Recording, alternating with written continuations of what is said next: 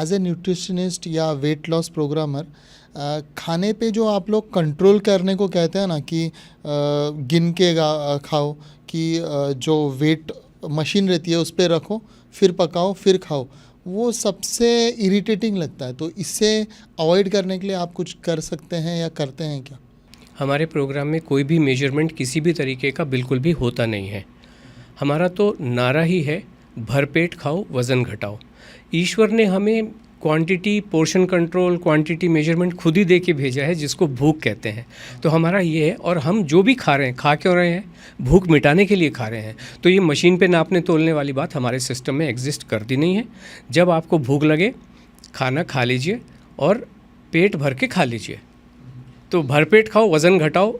अगर पेट भर के नहीं खाया, वज़न जीवन भर कम नहीं होगा, ये बात तो गारंटेड है। नहीं सुधीर जी, मैं एक न्यूट्रिशनिस्ट के पास गया था, मेरा वज़न बीच में बढ़ गया था। तो उन्होंने मुझे कहा था कि से फॉर एग्ज़ाम्पल दाल में प्रोटीन होता है, राइस में कुछ अलग होता है, मैदे में कुछ और होता है। तो उन्होंने मुझे तब चार्ट दिया था कि सिर्फ 80 ग्राम पीनट्स होने चाहिए, ये उतना होना चाहिए, और उसे मेजर करके फिर पकाने को कहा था। जब तक वो उस हिसाब से नहीं होगा तो उनका डाइट प्रोग्राम सक्सेसफुल नहीं होगा। तो उसमें एक्चुअली पकाना भी मुश्किल पड़ता है, क्योंकि घर पे बताएंगे कैसे? माता जी को तो वो आदत नहीं है कि वो वज़न करके वज़न काटा किचन में रखने की तो आदत नहीं है। तो वहाँ पे एक बड़ा प्रॉब्लम हो रहा है। बिल्कुल। तो this is rest of them versus us. बाकी सब आपसे यही कहेंगे कि नाप नाप के बनाओ, नाप नाप के पकाओ और नाप नाप के खाओ। मतलब पकाने के बाद भी आपको नाप के खाना है। रॉ को तो पकाना ही पकाना है, लेकिन उसके बाद जब पका लिया तो उसके बाद खाते समय भी नापना है। लेकिन अगर नहीं नापेंगे तो फिर अपना वो कैलोरी डेफिशिएंट कैसे होंगे? क्योंकि उनका एक कहना है कि इतना कैलोरी ले रहे हो, डेफिशिएंट होते जाओगे तभी तो पतले होगे। अभी आप बिल्कुल मुद्दे की बात पे आई, क्योंकि ये जितने भी कंसेप्ट हैं, जिसको हम न्यूट्रिशन का कंसेप्ट कहें, हम मानते नहीं हैं, ये सिर्फ कंसेप्ट है।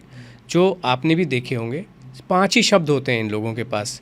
एक का नाम है कार्बोहाइड्रेट, दूसरे का नाम है प्रोटीन, तीसरे का नाम है फैट या फाइबर, चौथे का नाम है मेटाबॉलिज्म, और इन सभी का जो गुरु है या पिताजी है, जिसका नाम है कैलोरी। ओके। और ये सारी कैलोरी कंसेप्ट से, इसको फर्दर जब हम कहते हैं, इसको कहते हैं कैलोरी डेफिसिट कंसेप्ट से आता है। और इन्होंने बैंक जैसा बना दिया है। बैंक में जितना पैसा डालेंगे, जितना निकालेंगे, तो उतना कैलोरी इन, कैलोरी आउट। ये सभी जो कंसेप्ट हैं, ये नॉनसेंसिकल कंसेप्ट हैं। हम इनको बिल्कुल बोलते हैं, ये इडियोटिक कंसेप्ट हैं। ये जीवन में आपके जीवन को, नैया को पार लगा ही नहीं सकते हैं। ये एक ऐसी नाव है जो तैर सकती नहीं है। लेकिन पूरी दुनिया तो यही बोल रही है सभी। मतलब मैंने तो शायद पहले आप ही व्यक्ति देखे जो कुछ अलग बोल रहे हैं, नहीं तो पूरी दुनिया यही तो बोल रही है। इसीलिए तो आज आप ये भी देख रहे होंगे, WHO के और दुनिया की जितनी भी जो बॉडीज़ हैं, हाईएस्ट लेवल की बॉडीज़, ये भी तो कह रही हैं 80% लोग मोटे हैं, ओबीज़ हैं। प्रधानमंत्री जी ने भी एक बहुत हाई लेवल की टीम बनाई है। Obesity has become a problem, it has become an epidemic, it has become a pandemic.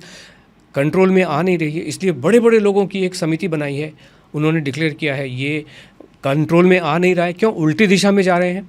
आप बम्बई से दिल्ली जाना चाह रहे हो, रास्ता कलकत्ता का पकड़ा है, कभी पहुंच पाओगे दिल्ली? कभी भी नहीं पहुंच पाओगे। और इस फंडे ने काम किया होता तो हम इस हालत में होती दुनिया? हमारे पास तो लोग प्रूव, ये जो कंसेप्ट है, ये तो इसको फेल तो हम प्रूव कर सकते हैं, 1 घंटा लगता है। कैलोरी कंसेप्ट को प्रूव करने के लिए हमें अनलोड को, आशा जी को, जो इस हमारे प्रोग्राम की फाउंडर हैं, जिन्होंने इसको इनोवेट किया है, 1 घंटे में फेल कर सकते हैं इस प्रोग्राम को।